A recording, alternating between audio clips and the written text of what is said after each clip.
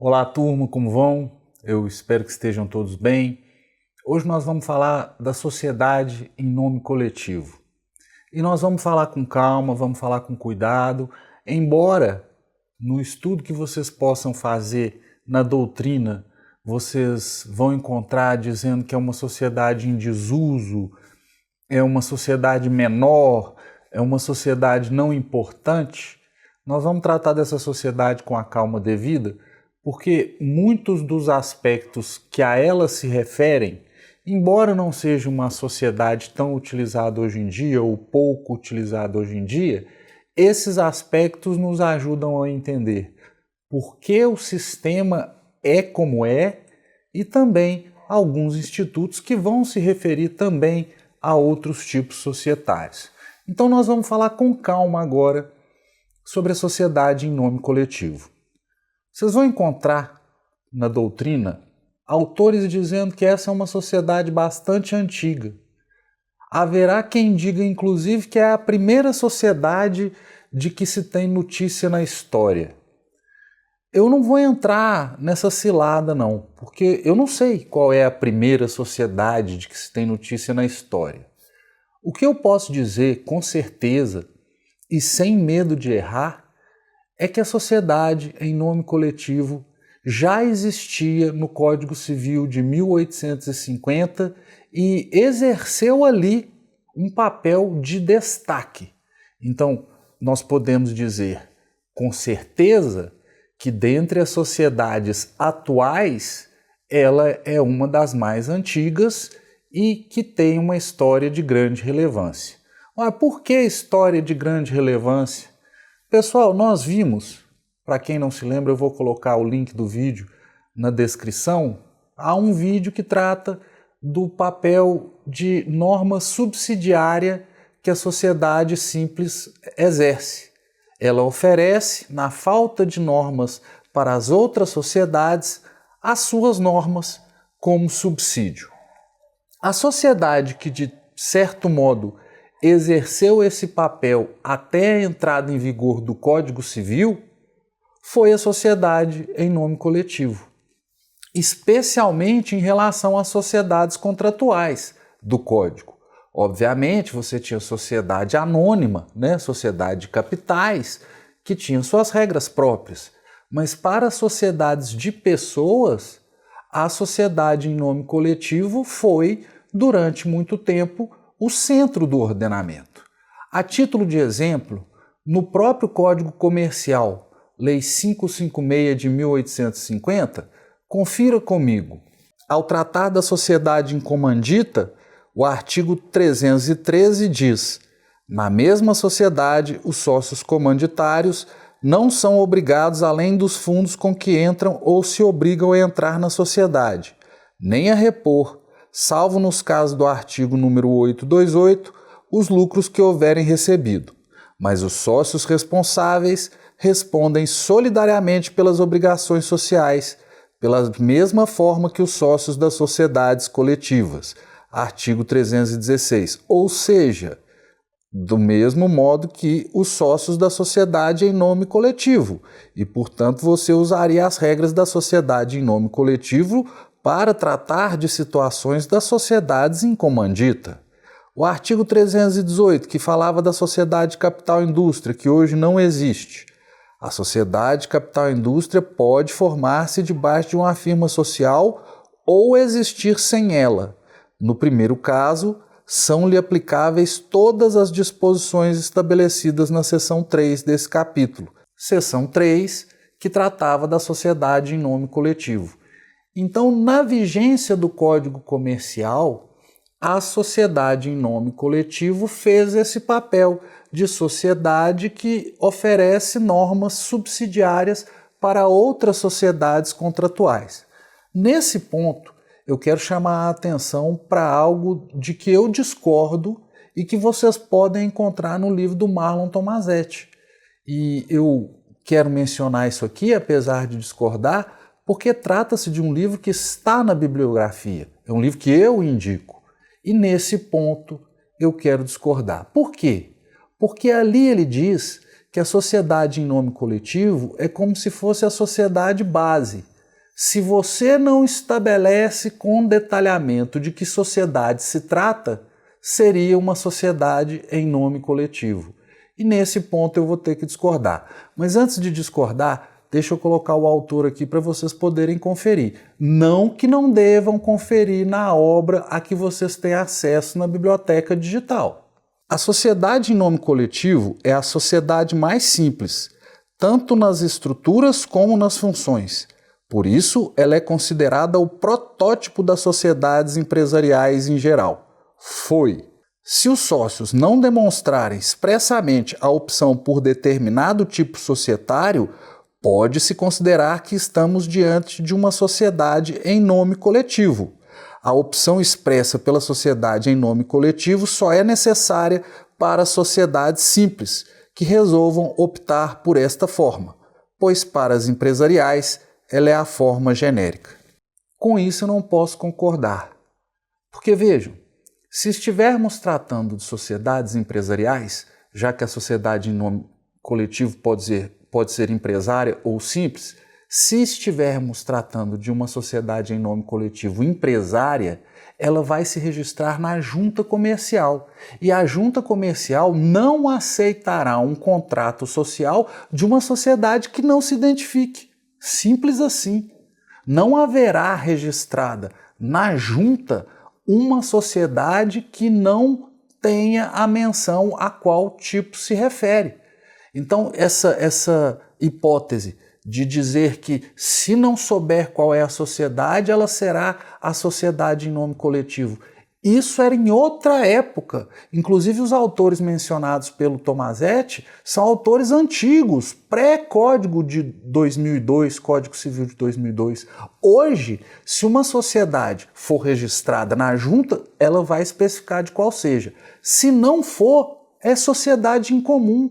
Não é sociedade em nome coletivo mais. Ah, mas e nos cartórios? Bom, aí nós estamos tratando de uma sociedade simples. Vamos imaginar, nos cartórios também deve-se exigir a especificação de qual sociedade se trata, porque isso é um dos requisitos do contrato. Mas vamos supor que num cartório onde não teve o menor cuidado, a coisa conseguiu passar. Eu não vou entender que se trata de uma sociedade em nome coletivo. Eu vou tratar como uma sociedade simples. Então, neste ponto, eu queria já fazer uma correção à doutrina que talvez vocês queiram usar. Não está correta hoje essa informação de que, no silêncio do contrato, a sociedade é uma sociedade em nome coletivo. Não. Se o contrato está registrado, não vai ter esse silêncio. Se o contrato não está registrado, estamos diante de uma sociedade em comum e, como tal, deve ser tratada.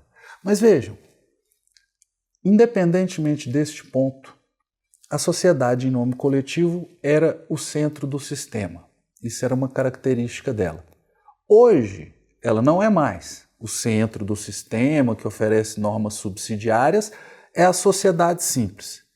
Então, o que caracteriza, ou pelo menos o que você vai encontrar na doutrina como a principal característica da sociedade em nome coletivo, é o fato de que todos os sócios respondem ilimitada e solidariamente com o seu patrimônio pelas dívidas sociais. Ou seja, é uma sociedade de responsabilidade ilimitada.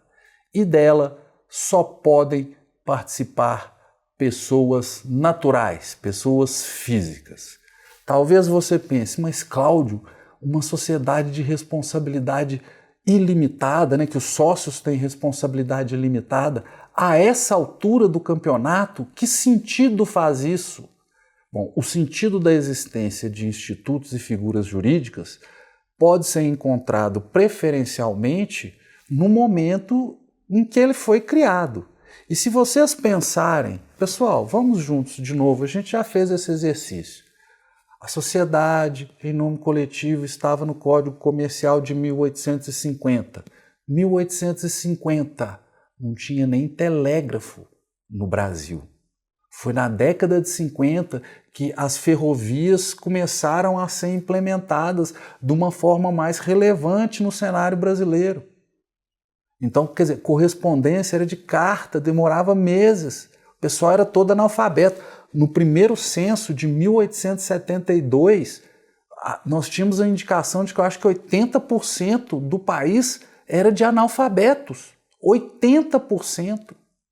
A população rural era 90% da população. Isso em 1872. Essas sociedades apareceram em 1850, inclusive para criar as condições que propiciaram o desenvolvimento do comércio da década de 1850 para frente, que foi notável, se vocês estudarem a história do Brasil e observarem isso. Mas imagine então essa sociedade com esse atraso. Pessoal, quando a gente fala de 80% de analfabetos, você acha que nas culturas, nas mentalidades da época, colocar na cabeça da pessoa que o devedor dela era uma pessoa jurídica e que esta pessoa jurídica era diferente do comerciante que estava por trás e que o comerciante não responderia pela dívida, vocês acham que era um pensamento razoável nesta época? Não. De novo, a teoria da pessoa jurídica no Brasil começa a se desenvolver na prática a partir do Código Civil de 1916. Então nós estamos falando de uma época em que você esperava tratar com o comerciante, uma pessoa de quem você sabe quem é a família, quem são os pais, quem são os parentes, cujo nome na praça é conhecido, cuja credibilidade para o próprio comerciante é muito importante, e essa era uma pessoa natural. Por esse motivo, você, ao criar uma sociedade como uma sociedade em nome coletivo, aqui criar eu falo inserir no sistema, você tinha uma sociedade que era o resultado do esforço de várias pessoas, mas que essas pessoas estavam por trás. Não havia a limitação do risco da atividade empresarial, tal como conhecemos hoje através da limitação de responsabilidade. E isso era totalmente condizente com a cultura e as sensibilidades da época. Hoje não. Hoje você prefere ser credor de uma pessoa jurídica do que de uma pessoa natural. Especialmente se for uma pessoa jurídica grande, uma grande empresa, você vai preferir. Eu dou exemplo em sala de aula, se você tem um crédito de 1 milhão, você prefere ser credor do Cláudio ou do Banco do Brasil? Tem nem dúvida, é do Banco do Brasil. Do Cláudio só se for por maldade, né, gente? Porque para o seu bem é que não vai ser. Bom, mas eu estou querendo dizer isso para tentar dar um quadro que justifique para vocês a existência dessa sociedade em que todos os sócios têm responsabilidade limitada e solidária, são pessoas naturais e nós já vimos isso na regra de nome. Emprestam o seu nome de pessoa natural, os que são empresários, para, isso na época, né, gente, para a formação do nome da pessoa jurídica depois, mas da sociedade antes de existir pessoa jurídica. Então, essa é que é a lógica.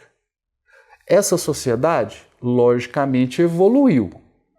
A sociedade em nome coletivo de hoje não é a mesma sociedade em nome coletivo de 1850.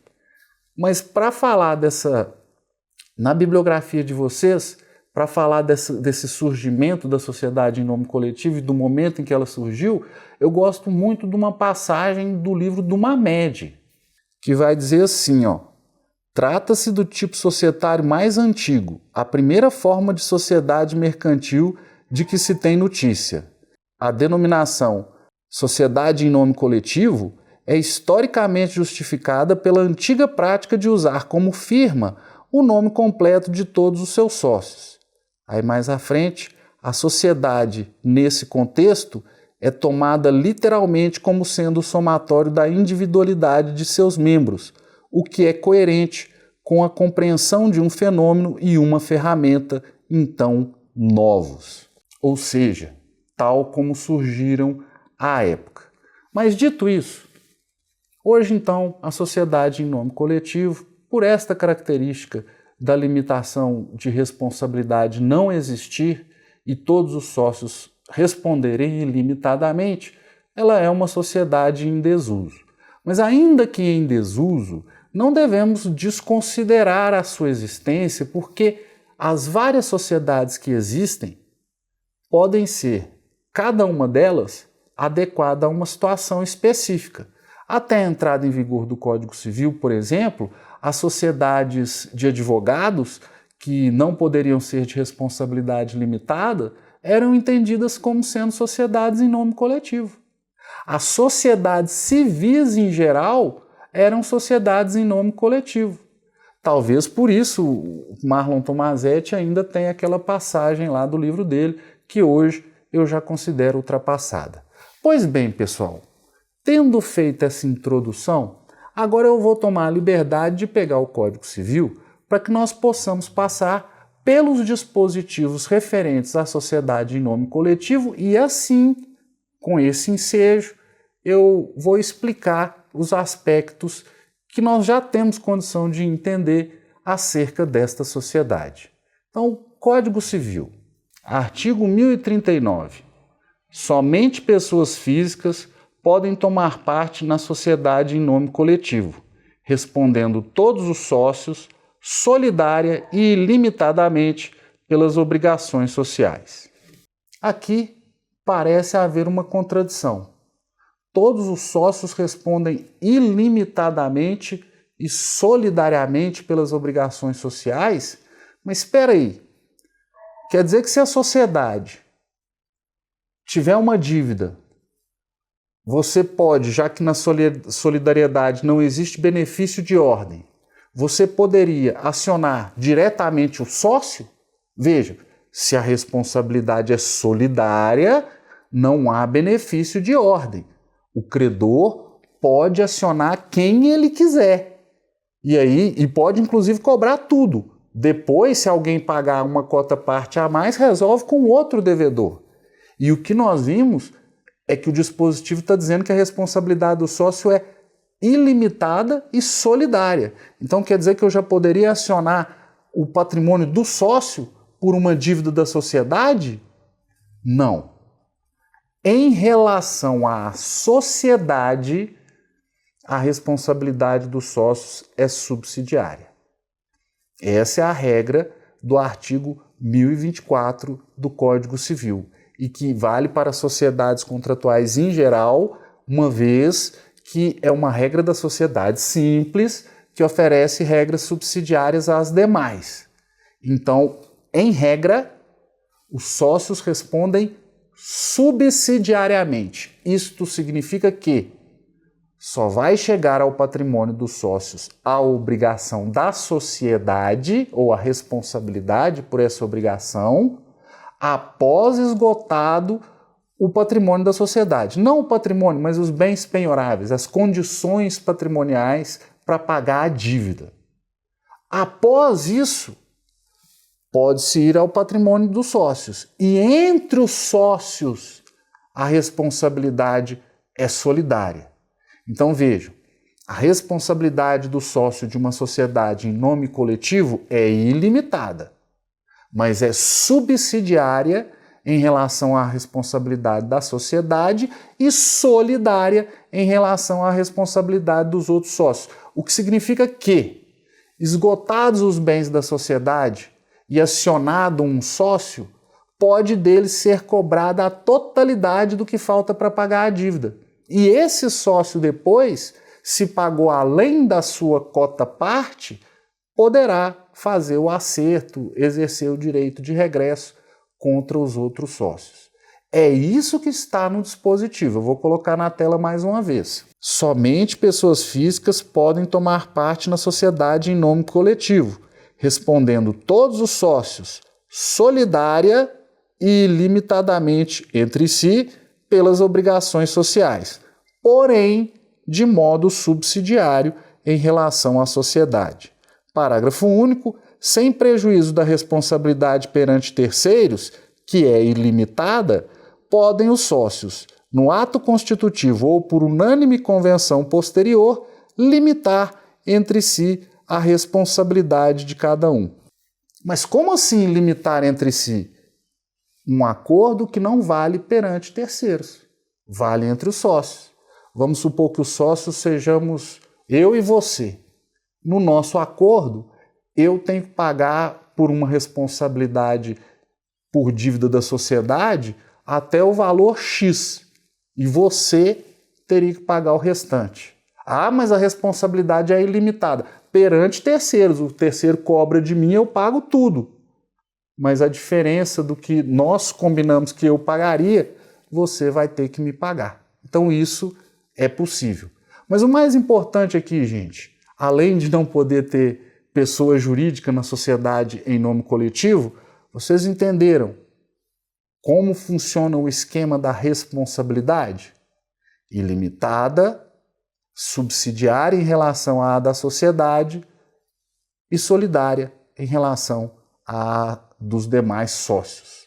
E antes de avançar, vejam aqui o esquema que vocês vão encontrar no livro do Ricardo Negrão. É um esqueminha tentando explicar justamente essa questão da responsabilidade subsidiária. Vejam, credores setinha, primariamente sociedade, ou seja, eles têm que exercer o direito sobre o patrimônio da sociedade. Aí embaixo, secundária ou subsidiariamente, aí aparecem lá 3 sócios, sócio A, sócio B, sócio C. E ali embaixo, no quadradinho, a responsabilidade entre eles é solidária. Esse é o livro do Ricardo Negrão. Eu vou colocar, como de costume, a bibliografia, a referência bibliográfica, para que vocês possam, caso se interessem, procurar no ambiente virtual de aprendizado, ou melhor, na biblioteca digital, porque todos esses livros que eu tenho citado nos vídeos estão disponíveis lá para vocês e o objetivo é que vocês, obviamente, consultem os livros. Para quem não é meu aluno e não tem acesso à biblioteca digital, o livro é o mesmo. Então, se você tiver acesso ao livro, vai encontrar a mesma coisa. Continuando então, pessoal. Aqui, pessoal, a partir do 1040, nós vamos perceber a regra que indica a sociedade simples como subsidiária da sociedade em nome coletivo hoje em dia. Olha só, 1040. A sociedade em nome coletivo se rege pelas normas deste capítulo e, no que seja omisso, pelas do capítulo antecedente. Ora, o capítulo antecedente é justamente o que trata da sociedade simples. 1041, o contrato deve mencionar, além das indicações referidas no artigo 997, a firma social. Ora, o artigo 997 é o que traz os elementos do contrato social da sociedade simples e que serve como base para os tipos societários em geral. No dispositivo seguinte, nós vamos encontrar a regra segundo a qual apenas sócios podem ser administradores da sociedade em nome coletivo. Isso está reforçando a característica dela de sociedade de pessoas, que vocês já sabem do que se trata. Não só a participação do sócio depende da concordância dos demais, como apenas os sócios podem exercer o papel de administradores. 1043.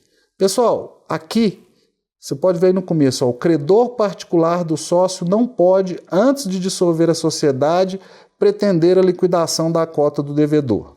Aqui, o que nós temos é uma situação em que há um credor do sócio, não é da sociedade. E se é credor do sócio, o patrimônio desse sócio responde pelas dívidas dele. Mas aí veja bem, o credor do sócio vai buscar satisfação no patrimônio desse sócio. Chega lá, dentre os bens, você tem a participação dele na sociedade, ou seja, as cotas da sociedade. Essas cotas podem ser penhoradas para pagar uma dívida do sócio, ou seja, dentre os bens dele, você procurou lá e não encontrou, aí encontrou as cotas. Você vai vender essas cotas para pagar a dívida do sócio? Vamos pensar um pouquinho sobre isso. Primeiro, se a sociedade de pessoas, não vai entrar sócio sem a concordância dos demais. Então, um sócio vendendo as cotas dele, não pode quem adquiriu essas cotas simplesmente entrar na sociedade. Esse é o primeiro ponto. Segundo, há aquela ideia da função social da empresa ou da atividade econômica. de modo que se a sociedade for encerrada, essa atividade vai ser prejudicada de certo modo. Pensando nisso, vamos agora conferir o dispositivo. Artigo 1043. O credor particular de sócio não pode, antes de dissolver-se a sociedade, pretender a liquidação da cota do devedor. Parágrafo único. Poderá fazê-lo quando a sociedade houver sido prorrogada tacitamente. 2. Tendo ocorrido a prorrogação contratual, for acolhida judicialmente a oposição do credor, levantada no prazo de 90 dias, contado da publicação do ato dilatório. Aí você, tendo ouvido isso e lido esse dispositivo, vai pensar assim, então eu não posso, se eu sou credor do sócio, executar a participação dele antes de encerrar da sociedade. Não, não é isso não. As sociedades, nós já vimos isso nas classificações, podem ser, quanto ao prazo de duração, de prazo determinado ou indeterminado. Se a sociedade for de prazo indeterminado, nós não sabemos quando ela vai acabar. Então, você não tem que esperar ela acabar para fazer a execução recair sobre cotas. Eventualmente, na ordem da execução dos bens a serem utilizados, você vai tentar poupar as cotas, mas não tem que esperar até a sociedade acabar. Essa hipótese é para a sociedade de prazo determinado. Então, se você estabelecer um prazo de vigência da sociedade, essa sociedade vai viger de agora até 2 anos para frente, aí você tem que esperar o prazo acabar para poder fazer a execução recair sobre as cotas do sócio. Isso nós estamos falando de dívida do sócio. E aí nós estamos fazendo a execução recair sobre os bens dele, e dentre esses bens existe lá as cotas que ele tem da sociedade. Se se trata de sociedade de prazo determinado, vale essa regra. Agora que eu coloquei essa informação, vejam como isso fica fácil de entender no dispositivo. Parágrafo único. Poderá fazê-lo quando 1. A sociedade houver sido prorrogada tacitamente, ou seja, se ela tinha prazo determinado, tinha que esperar acabar. Se foi prorrogado o prazo, aí já pode fazer a execução recair sobre os bens. 2. Tendo ocorrido prorrogação contratual, quer dizer, prorrogou de novo, o prazo era determinado e foi prorrogado, for acolhida judicialmente a oposição do credor, levantada no prazo de 90 dias, contado da publicação do ato dilatório. Ou seja, pessoal, era de prazo determinado. Aí o prazo acabou. Aí poderia agora a execução recair sobre as cotas. A sociedade, então, prorrogou o prazo. Aí o credor se opôs judicialmente e o magistrado, não, tudo bem, nesse caso, então, nós vamos penhorar os bens. Entenderam? Isso é o que está estabelecido no artigo 1043.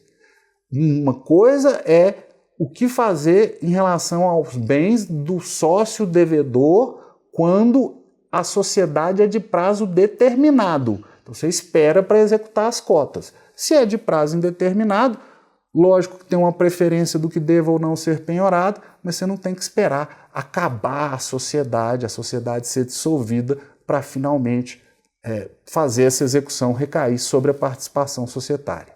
E para fechar, o artigo 1044 fala sobre a dissolução da sociedade. 1044. A sociedade se dissolve de pleno direito por qualquer das causas enumeradas no artigo 1033 e, se empresária, também pela declaração da falência. Turma, nós ainda não falamos sobre a dissolução da sociedade, né? Sobre o encerramento dela. Nós ainda vamos tratar disso com mais calma. Aqui, o que o dispositivo está fazendo é mencionando o dispositivo da sociedade simples, que enumera causas de dissolução. Como se trata da sociedade simples, aplica-se subsidiariamente aos outros tipos societários e, por força da própria lei, vale para a sociedade em nome coletivo.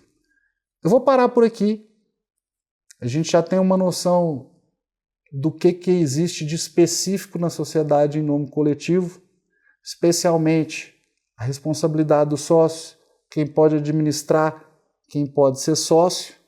Na classificação dos tipos societários, nós vemos que ela é uma sociedade contratual de pessoas, pode ser empresária ou pode ser simples, pode ter prazo determinado ou pode ser prazo indeterminado, e em relação a outras classificações não tem nada muito específico. Agora, nós vamos continuar com as outras sociedades, entre aspas, menores, e depois a sociedade simples, que vai suprir uma série de lacunas que talvez estejam se formando nessa iniciação aos tipos societários. Por enquanto é só, turma. Obrigado pela atenção, um abraço e até a próxima.